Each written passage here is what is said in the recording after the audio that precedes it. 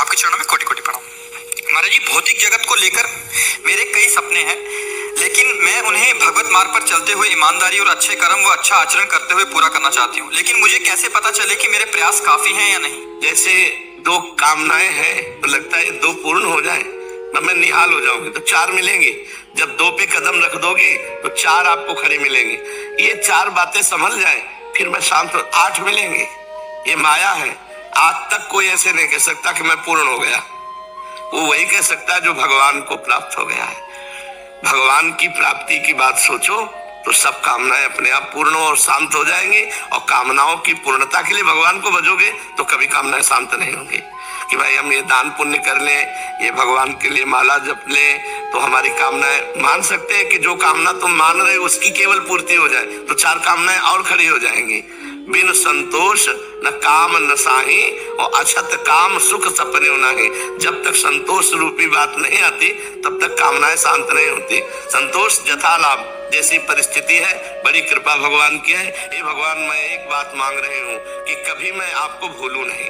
बस नाथ, अगर भूल से भी मैं कुछ और मांगू तो देना नहीं, हमारी ये बात पूर्ण कर दो कि मैं आपको भूल। और जो भगवान के चिंतन में उसकी सारी कामनाएं पूर्ण हो जाती हैं। ऐसे कोई आज तक नहीं सफल हो पाया। अपने पुत्र की 1000 वर्ष आयु लेकर महाराज ययाति भोगे फिर भी उनको तृप्ति नहीं हुई। कामनाओं की पूर्णता कभी हो ही नहीं सकती। ये एक पूर्ण होगी दो खड़ी हो जाएंगी, दो पूर्ण होगी चार खड़ी हो जाएंगी, बराबर बनी ही रहेंगी। आज तक कोई नहीं कहा कि हमने एक मांगा था भगवान ने दे दिया अब हमें नहीं चाहिए।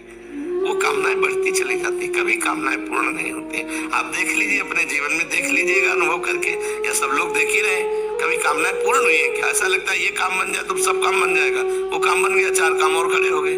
पूरा जीवन इसी में माया फंसाए हुए। तो एक ऐसा काम करो जिससे सब काम हो जाए, वो है भगवान की प्राप्ति। भगवान को प्राप्त कर लेने के बाद कोई काम बाकी नहीं रहता। भगवान को जान लेने के बाद कोई जानकारी बाकी नहीं रहती। भगवान को प्राप्त करने के बाद कोई लाभ प्राप्त करना बाकी नहीं रहता, सब प्राप्त हो जाता है।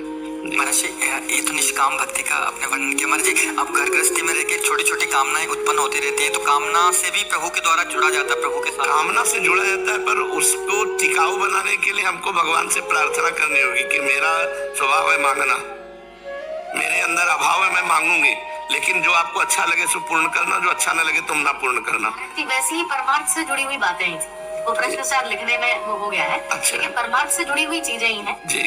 जैसे मतलब सेवा भाव से ही है। जैसे ऐसा हो सकता है कि बहुत धन कमाऊं तो दान पुण्य करूं, या मैं भी ऐसा परमार्थ से ही जुड़ी नहीं। तो अगर बहुत धन कमाने में अधर्माचरण हो गया तो परमार्थ कैसे बने? इसलिए लिखा है कि अच्छा आचरण करते हुए वही आशीर्वाद लेना है कि अच्छा आचरण करते हुए एकांतिक सुन रही हो 1 साल से, उसके बाद ही ये भावनाएं बनती है। हाँ, बहुत सुंदर। तब तो ठीक है।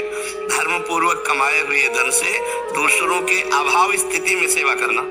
कोई भूखा है, कोई सर्दी से पीड़ित है, कोई बीमार से शरीर युक्त है तो हम उसकी सेवा करें, ये तो उत्तम बात है, ये बात ठीक है। और ये कामनाएं भगवान जरूर पूर्ण करते हैं, क्योंकि आप परोपकार की भावना है ना, तो परोपकार की भावना भगवान जल्दी सुन लेते हैं। स्वार्थ की भावना और परोपकार की भावना में बड़ा अंतर है। तो परोपकार की भावना में बढ़िया है, उत्तम बात है। नाम जप करो और धर्म पूर्वक धन कमाओ और दूसरों का उपकार करो, अच्छी बात है। महाराज जी, लेकिन नाम जप उतना नहीं हो पाता। आपका राधा रानी का स्मरण हर समय रहता है, लेकिन और भजन किसे कहते हैं? स्मरण होना ही तो भजन है।